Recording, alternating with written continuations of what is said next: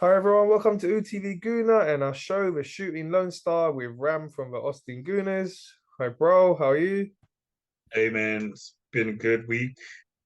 Uh, Doing great, man. On top of the world, on top of the league. Um, I don't know if you read this. This has been going all over all the pages here in the U.S. But the this past game, Arsenal against Manchester United, was the most watched Premier League game in U.S. history. As long as they've been keeping track of ratings and all that good stuff. So we're peaking. My theory of just fanship peaking here in the States is ringing true. And I mean, it helps, we've got two big teams that are, you know, up there at the top. There's a lot of excitement going on. So yeah, it's riding a big wave right now, and I'm really enjoying it for what it is. Wow, that's amazing. Yeah, I reckon the game coming up on the 15th of February against Man City, that's going to be right up there for most watched as well, because that's a huge one coming up, man. I'm yeah, really excited for that. It's still a little bit away. We've got them first in the FA Cup this weekend, which we'll get onto in a bit. But yeah, let's talk about that great win for us against Man United. Brilliant performance. The result seems like it was a close game. When you hear 3-2, you think, okay, that's a close game. But I thought we were the dominant team throughout. They played well. Got to give him credit. That goal from Rashford, brilliant goal. Not a lot we could do about that.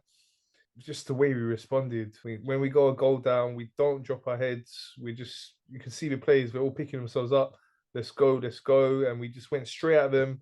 We got our equalizer. And what a goal that was. The team played for a build up to that goal. And the way Nketiah took it, I remember when Nketiah made his debut, and this was in Arsene Wenger's days, and it was a Carabao, not, I don't think it was called Carabao Cup back then. It was a League Cup game, and he brought him on as a sub. I think it was against Norwich, and instantly made an impact. Within 2 minutes of coming on, he scored, and it was a header similar to that, where he just comes from nowhere and headers it in. And it just reminded me so much of his debut goal. And it's great to see his progress. We really got to give him so much credit. That winner as well took it so well. He's in great form right now. He's really taking his chance. And the whole yeah. team is playing so well. It's just so good to see where we're playing. Saka's goal outstanding. What a goal. What a player we have. He's already a superstar. He's still so young. He's only going to get better and better. But yeah, there's so much in that game. Brilliant performances from our players. So much to go into. What are your thoughts, bro? Yeah, man. As you said, so much to go into, and we'll probably miss some stuff, but yeah, first off, super excited for and happy for Eddie and Kedia, man. Um, I don't know, I could probably go back and look at evidence of where I've been as far as I've always, I'm always going to do my best to back all our players, especially if, they put in the effort and we can see it. And he's always been that, a really good player, very likable guy. Um, and I'm pretty sure there's been moments where I'm like, hey man, I want to see more from Eddie. I was happy when we resigned him. I was happy when we gave him the 14 shirt and I've been he's been doing decent as sort of the deputy to Gabriel Jesus. Um, and I do know there was a lot of chatter going on when Jesus got hurt, like, hey, we need to get a striker. We got to get a striker. And I know for a while, I took the position like, hey, man, we should just like give Eddie a shot and see what happens. And not, I don't like to be the one that says I told you so to like people who doubted him. I'm more of like, I was just so happy to see him not only perform, but make a name for himself on the biggest stage ever. I mean, like as I mentioned, biggest, most watched Premier League game in U.S. history. The entire country on this side of the pond got to see Eddie and Kedia step up to the plate and deliver, man. Uh, you know, Responding to that first goal by Rashford and then finishing off an incredible match by scoring a game winner at the last second, man. What uh what a performance by that guy. And he could have probably scored another one, maybe about maybe 10, 15 minutes before that, right? He got a nice deflection that De Gea saved. But that's he knows exactly where his strengths are, and he's doing his job, and he's also step and kind of not necessarily replacing Jesus, but doing some of the things that, I mean, you can tell that they're kind of that he's maybe took parts of Jesus's game that make him dangerous and try to incorporate into his game. So it's just a great all around performance by Eddie. You know what I mean? It's Yeah, I could go off about him for 20 minutes if I needed to. Um, so yeah, that was like my main takeaway. I'm really glad that he got man of the match, and that he's really getting shine. I mean, all the commentators on this side of the pond were just like Eddie and Katie are like, wow, he really stepped up. Like this is the guy shining on the biggest stage. So happy for him first and foremost. Yeah, bro, really outstanding. I just looking up at it, it was back in 2017, Oh October, wow. Carabao Cup game against Norwich. He came off the bench and didn't just get a goal, I'll tell you about, to equalise. He got the winner in that game as well. Ooh. So yeah, outstanding. He went to extra time. And yeah, he was really amazing in that game. And all right, it's been difficult for him. It's been a few years now since that game. He's had limited opportunities. He had that opportunity late last season and he took that one really well. Brilliant performance against Chelsea. And then this season again, limited opportunities until this injury to Gabriel Jesus. But the way he's taken this opportunity now, 7 goals in 7 games, that's outstanding. And you know, everyone was worried when Jesus got injured. It's natural. You're going to be worried. He's been playing so well for us this season. We've not seen much of Eddie this season, and Eddie's never really had that consistent chance to prove himself. But now he's having this run of games. He's proven himself. It's just so great to see. And again, another product of our academy. It's great to see him and Saka up there doing so good. They cost us nothing. They Yeah, both worth basically. so much now. I was like speaking to one of my friends and saying, if Mudrik's worth 100 million, how much is Saka worth? At least 200, if not more. Absolutely. Yeah, proven at the Premier League. Yeah, all three goals were scored by academy graduates, man, and guys who have come up, since they were kids. Um, yeah, and as you said, and Kedia finally getting the opportunity to kind of get a good run of games. I'm going to send you a link. I think I found it is an older podcast interview that happened like April of last year, right as the season was about to end, and actually right before he started to get his run of games. But it was an interview, I think the Beautiful Game podcast, and he literally just said like, he goes, I just need a run of games, and he goes, if I get a run of games of starts and I don't score goals, then fair enough. Like you can criticize me, you can say that I didn't prove myself, but he goes, all I need is a chance. And ever since then, he's actually gotten his chances and he's proven it. And even as he decided to stay, it almost happened in quick succession where he signed his deal and then we got Gabriel Jesus. So he must have known, right? Like he must have known that he was still going to have to continue to prove himself. And he's kept that mentality going. Um, Mikel Arteta has been continual in his praise of him, and it's just great. Again, it's just great to see him step up the way he has, and then also just everybody else, man. Like our one backup is scored 2 goals, but everybody else contributed, man. Like even someone who might have had a bad game, like I think Martinelli might have had like not necessarily a bad game, but one of his worst or his worst performances. But he's been a little bit on the downturn. But Trossard came in and really contributed. I think even though he didn't play a whole lot, he did his job. Zinchenko all over the pitch. I looked at his touch map and he was just like everywhere. Right? He did not have the touch map of a left back.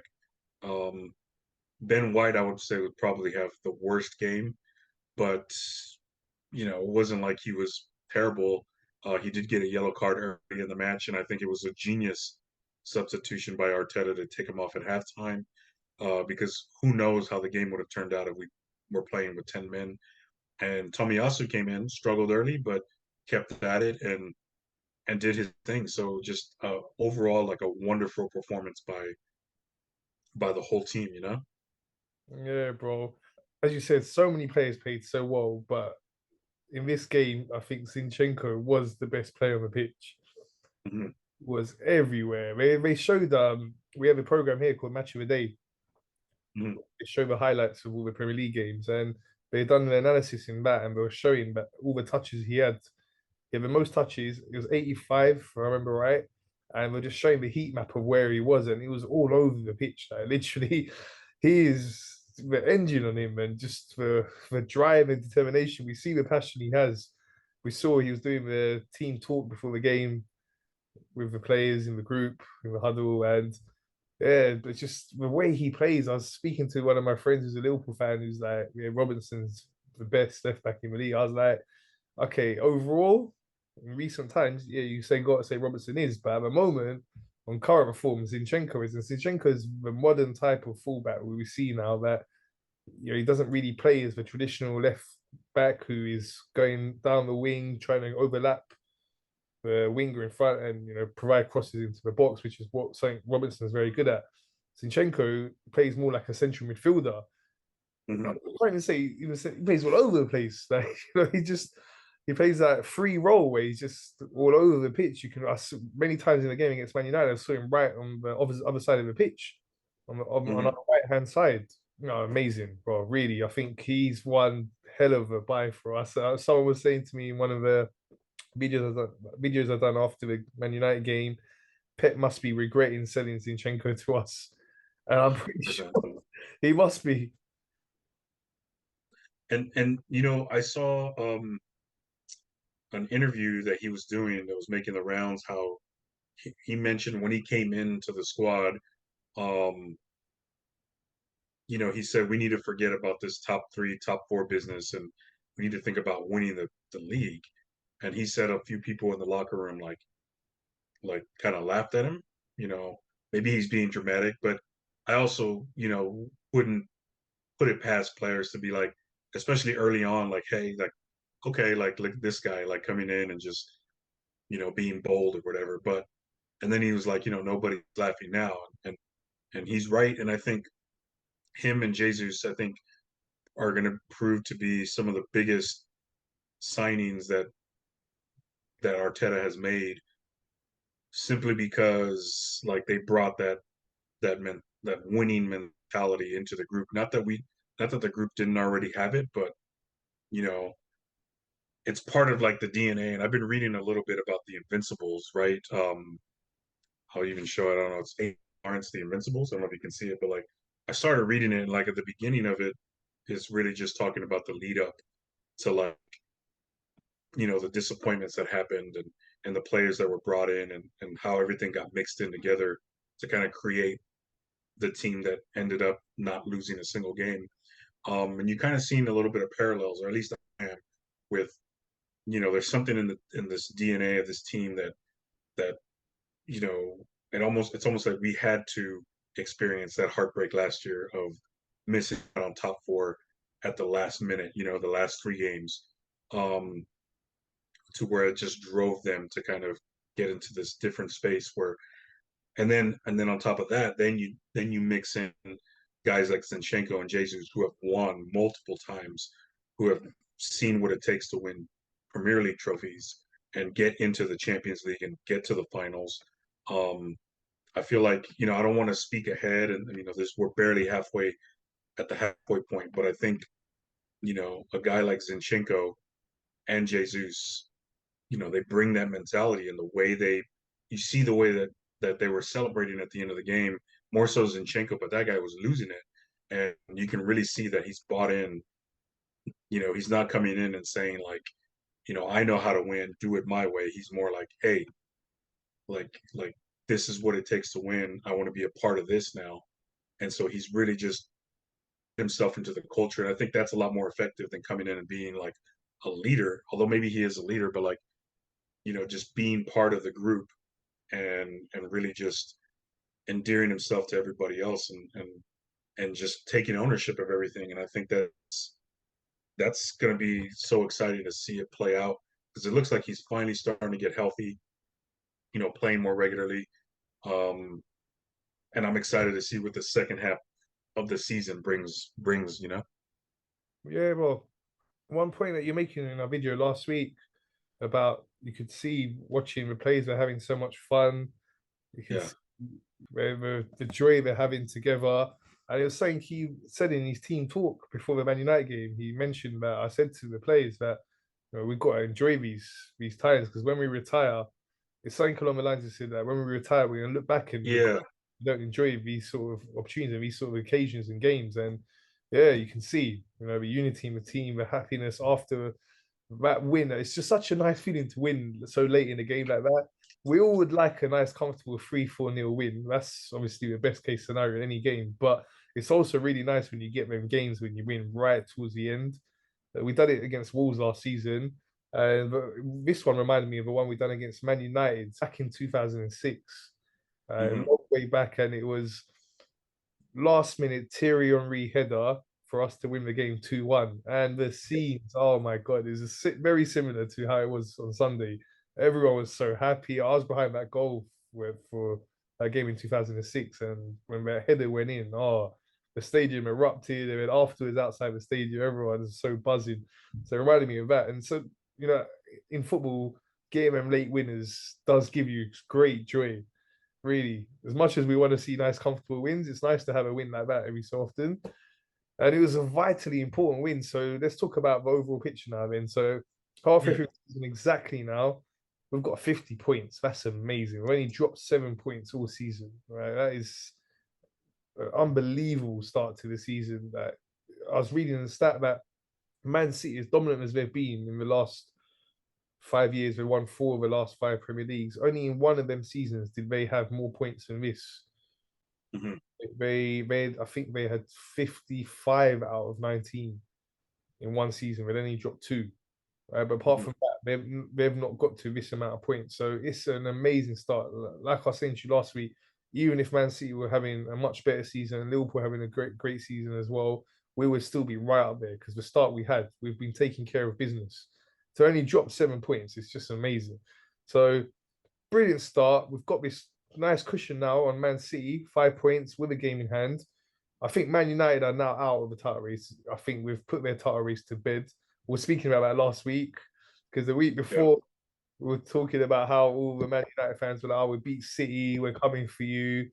They went and drawn against Crystal Palace, and then we beat them. So we've shut down that title challenge. 11 points ahead of them with a game Yep. in. So it's looking like a straight tourist race between us and Man City. Gonna ask you this question, bro. Want a yes or no answer to it? I know it's difficult, but do you think we will win the Premier League? Yes. I'll say straight up, I think so. Um, yeah, I've been saying for a long time, like the more I think, what makes me say yes is because the players are starting to believe and they're starting to say it and they're still sticking with their mentality one game at a time, which is great, I think. And I think they still have goals like Champions League or what have you, but I believe that something special is happening. And I believe, every game, man, every game where it's like, oh well, let's see how Arsenal responds, right? Every time Man City has put the pressure on a team, and every time it's like, all right, well, Arsenal's doing good, but can they beat Tottenham? Can they beat this team? Can they beat that team? Or they lost to Crystal Palace at Crystal Palace. They lost to at Brentford. Can they show up there? Can they do it against United, who beat them? Like they've answered every call, man. So I know it's only halfway through the season. We got halfway to go. A lot of things can happen, but I think I think another factor I think is City is going to start. They want to win the Champions League. Like that's what they brought in Holland to do, right? To win Champions League. So I feel like that's in a weird way is going to play into our favor, especially if they continue to progress. Is they're gonna it's gonna be difficult, I think, for them to chase the title, and try and win the Champions League. So I don't know. That's my that's a weird roundabout way to say yes, but I think it's Don't ours put to you on the lose. spot. It's I know I put you in the spot, and it's a difficult question. It's we're already halfway through, but just nice to get that prediction in now. It's that halfway point. We're all Yeah. much more confident. Like early the season, we're like, okay, we'll take it game by game, see how it goes. And then we just kept winning and winning. And look at the situation we're in now. It's amazing. So yeah, I totally understand what you're saying. Mhm. I now totally agree as well. I think we will win the Premier League. Them two games against City is obviously going to be key, and hopefully keeping our key players fit as well. We know Thomas Partey how important he is to our team. Just looking so good for us. As you said, you can see the belief and the confidence in the team, and the way we're playing. We're playing at a really high level.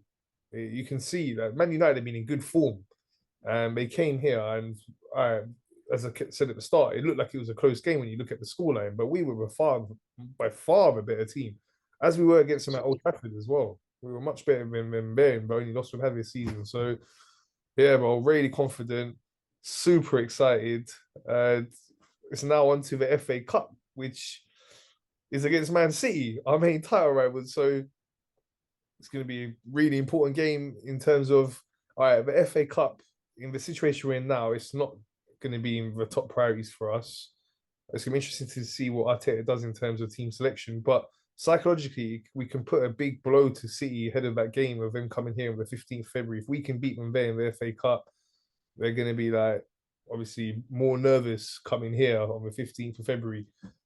I'm pretty sure that they know how good we are. They've been watching us, so they know we're a serious team. They can see the Premier League table doesn't lie. Pep said it himself. That, they've got to play well to catch us. Right? They're the ones chasing. So this game has got importance. You can say towards the title race as well. In a way, it might not at all. It could be a case where all right, it has no relevance on it whatsoever. But FA Cup isn't a big trophy still. We've got a great history in it. It's going to be a great spectacle to watch. I'm not sure how strong Arteta is going to go with the team. We haven't got a game this midweek before the game. It's on Friday, and then our next Premier League game is not until 8 days after. There's no midweek game next week. So, in terms of going full strength, it's likely he probably will. If you were him, what would you do? Would you go for with a full strength team? And what's your thoughts overall on the game? I think, well, I know Arteta said in a recent interview that like this match is going to sort of be like a barometer, like a test about where this team is right now. So, um, I think he's going to do some rotation to give people some minutes because I think we do need to get more players more minutes. So I think we're going to see like, I think we'll see like half the starting lineup, be mostly backups. Um, I think we see Trossard in there. Kind of hoping he benches somebody like Saka for this game at least. Martinelli can go out there and kind of shake off. I mean, not saying he's rusty, but shake off. He hasn't had his best performances, so I think he's still got to continue. But I think we want to give Saka a rest, right? I think he's earned it. Um, and Trossard, I kind of want to see what he brings to the table. We'll definitely see Eddie and Ketty out there. Um, I think midfield we'll probably see our starting midfield, right?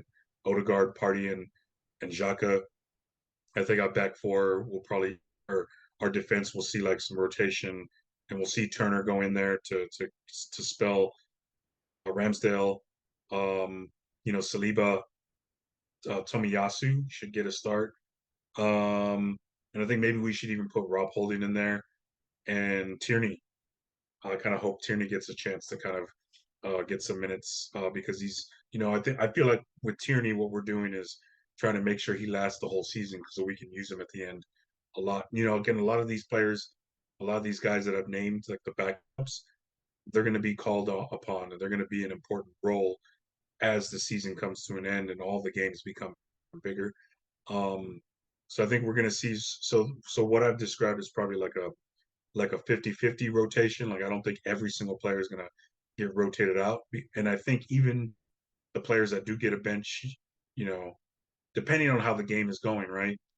I'm pretty sure we're still going to see like like Gabriel go in, Saka go in, um, Vieira replace Martinelli if he starts, whatever. Like we're gonna see massive rotation because I think we're gonna try and win. Um, because I think that just continues to keep that mindset going. So, not taking games off, if you will, because I think that hurts in the long run. Um, but if we lose, as Arteta has said, it's going to show us where we are. I think he's going to use the loss as an excellent teaching point and saying, all right, like we're out of the FA Cup, but I don't think the fan base is going to lose their shit because it's like, all right, well, we know what we're really about. And it's good that the game is on a Friday, Saturday, or whatever, so that we can get we keep the same kind of cadence going. You know what I mean? Like it's not like a Wednesday, Saturday game or whatever. It's not like we're playing games on short weeks. So I think the fact that we're still in that weekly cadence of games. We are going to see some rotation because I think again he wants to see what some of our players can do against City. Um, and again, it's going to show, and then he's going to be able to use the game film to be like, hey, this is what they look like. And this, we may not see them at their best strength, depending on what happens, right? But like, I think ultimately it's a nice little appetizer, to the main games that do matter. But I think on one hand, yeah, like again, if we lose the game, it's not going to be the end of the world. Um, I think it's going to be a great learning experience. And then if we win, big confidence booster, big psychological advantage we'll get over Man City if we can pull a win over them. And round one goes to us. So um yeah, I'm a little bit disappointed personally because I'm going to miss it due to work, right? How tragic, right? I gotta work. But I'll be able to watch the replay if I need to. And yeah, but I think, yeah, I guess in short, to answer your question, I think it's we rotate and then we see what happens. And if we lose, no big deal. If we win, great. We're in line for another trophy. Okay, bro. Interesting. For me, because there's such a gap between the next game after that, and we've had this rest before this game, and just for chance to have that, as you said, to have that psychological edge over City going into that big game on the 15th of February, which is not far away, I would go full strength, except Thomas Partey, because he's the one player I think in the squad we don't have to a high enough standard replacement for him. Obviously we haven't got a light for light for the likes of Saka as well, but there's things we can do. We can put Smith Rowe there. We've got Trossard now. With Partey, if he's not available, bringing in El Neni or Lokonga is a big drop off for the level of Partey. So I would rest Partey, but apart from that, I'll be going full strength, going for that win. And it'd be interesting because you remember against Oxford, Arteta went in with Nketiah, Martinelli, and Saka. I know he made some other changes, but in the midfield and the defense, but he went really strong in the attack. So with this one, we know how strong a team City are as well. So I'm pretty sure he's going to go more or less full strength. He might make a couple other changes. Maybe, like I say, might bring Trossard in, give one of Saka or Martinelli a rest. Might bring in Tierney to give Zinchenko a rest. Know he's had some injury issues earlier in the season, so maybe protect him.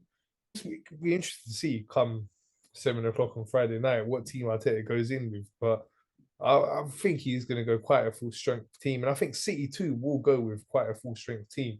We know they've got a deeper squad than we have, so they can make more changes and still be at a really high level. I think they're going to go quite strong, and we're going to go quite strong, and it's going to be a great game. Both teams just going at it. Like I say, cup football, love it, and I'm hopeful that we can get the win there. It'll send such a strong message to them that we really are at a level. Another thing, we've not beaten for so long. I'm just looking at the stats of that. We've not beaten in a while now. We've Mm-hmm. really suffered against them at home and away.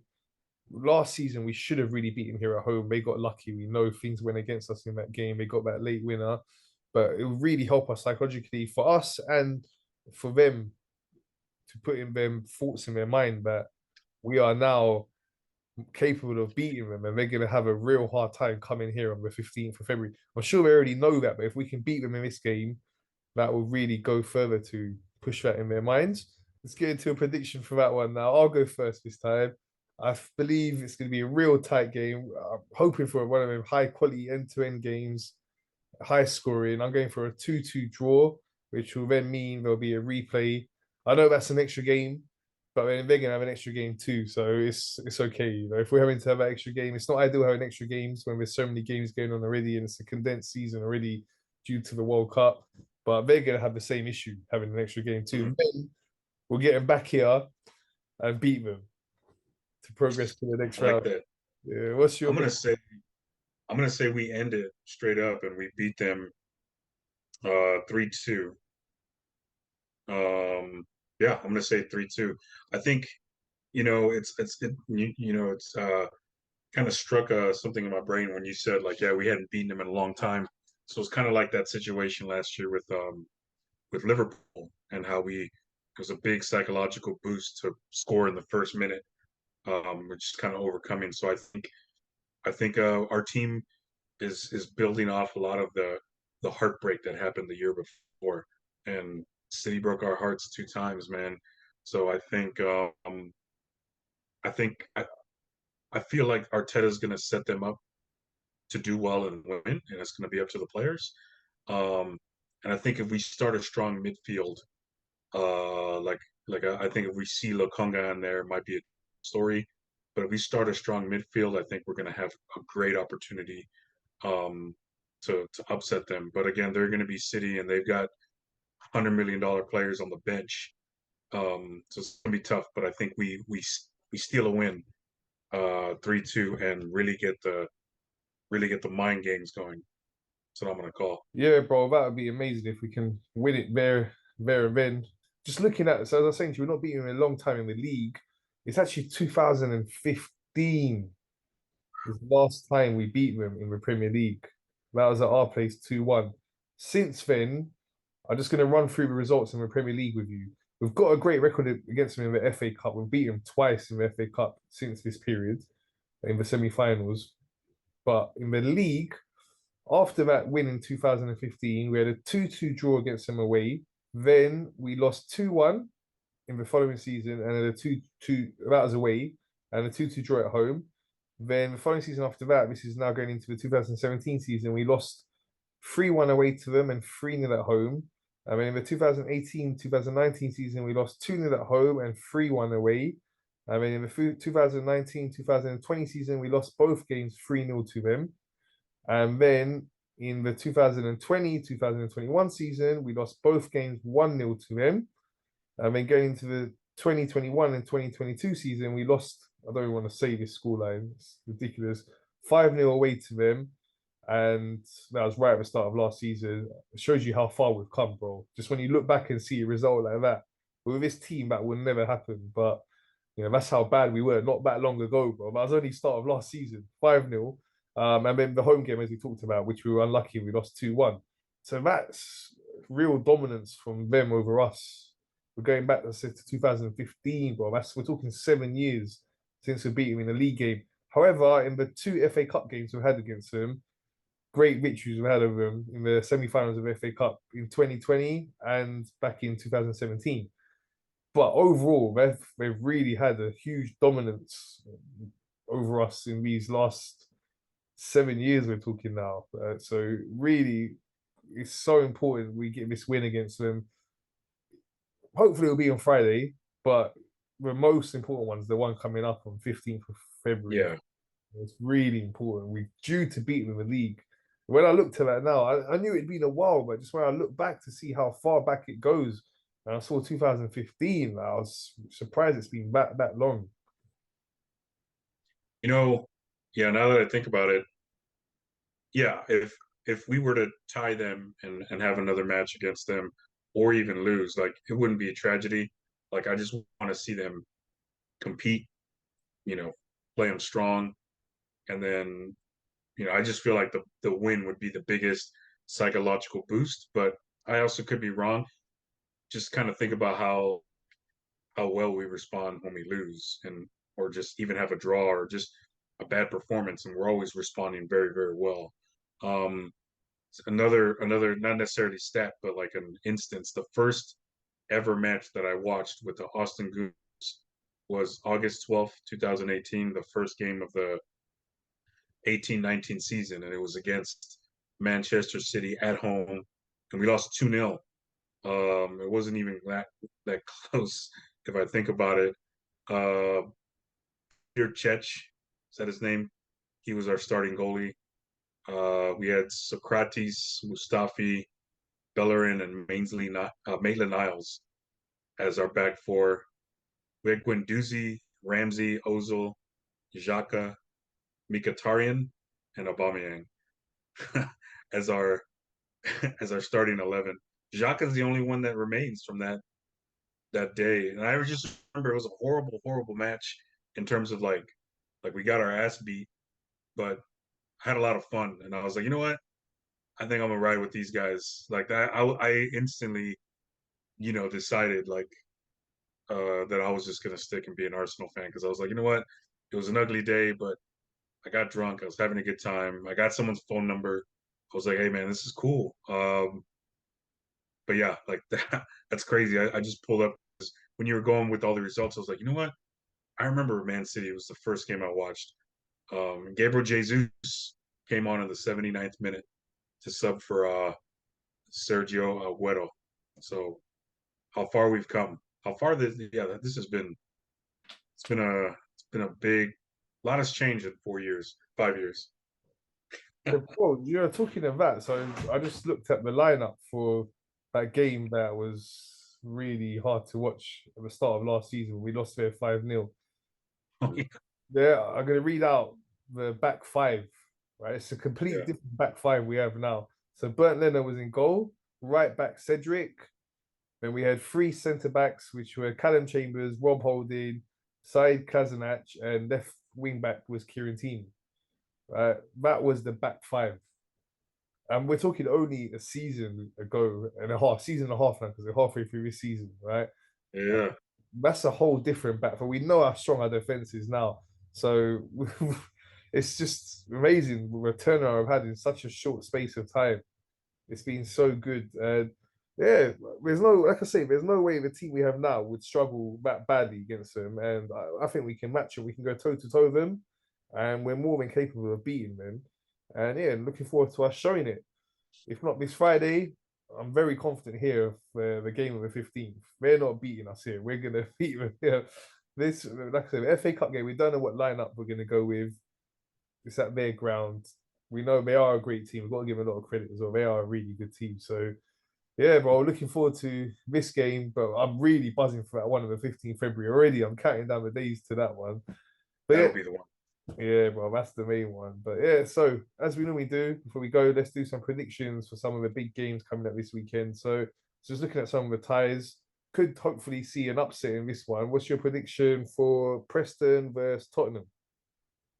I think Tottenham ends up pulling out the victory. I recognize that name Preston, and I've watched. I like watching a lot of the FA Cup games. I find it to be a very fun competition. But yeah, I think Tottenham ends up. I think this is where we start seeing less upsets and just more. Yeah, we'll see Tottenham win that one. Okay, bro. And interesting game, especially based on the recent result we had against each other. Brighton are playing Liverpool. Ooh, man, you know what? I feel like Liverpool or Brighton is going to be very hyped up to play that game, and I'm gonna call a victory over. I'm gonna call victory for Brighton. I'm gonna say it's gonna be like 2-1. I feel like, and I also feel like Liverpool is gonna try, right? Because they got to get on some kind of groove, and Brighton's gonna just still beat them. It's gonna be amazing to see. Uh, Liverpool are really struggling. But I was watching their game against Chelsea. Boring And game, bro. Worst yeah, game. so I didn't get to see the game, but I saw the highlights.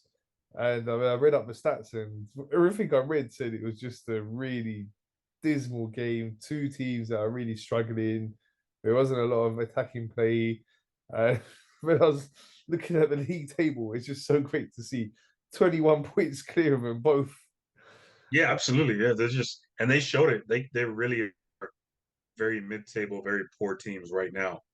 And it just made me feel good about going into the going into our game. That's that next day, I was like, oh man, like it's crazy how like maybe a year and a half ago, I remember watching Arsenal and they'd be like, that's what we look like. And then watching that same matchup, Liverpool and Chelsea, and being like, God, it's like they're almost playing different kinds of football, and like the roles have been completely reversed, and I feel like ours is going to still be a little bit more sustainable long term because we're going with the youth, we're going with you know just yeah, we're going with youth, and I think that's going to be the biggest thing, and looks like we're building a squad to where like if we have to sell off some of these players, we're still going to have young people come through, right? So we're doing this something more sustainable, and I think what Liverpool and Chelsea have been doing has been unsustainable, and we're seeing it because like it's just ugly, man. Um, yeah, and it's great to see a team like teams like that be below us. It's great. Yeah, bro, it's really amazing this season. Playing so well, and the level we've risen to, as we're saying, just not long ago, the start of last season, the struggle we were having. So to come from that to where we are now, and we're playing top level. Like I said, we're playing Mhm. as good as Man City played in the recent seasons where they've been so dominant. The start we've had to the season, 50 points out of 19 games. Really amazing. Well done to the players, the coaching staff, Arteta. It's been amazing. On to the next one now, as we say, bro. Look forward to seeing you next week, bro. Hopefully after beating Man City and previewing our game against Everton. Thanks for your time, bro. See what happens, brother. Come on, you Gunners, and I'll talk to you next week, bro. For sure, bro.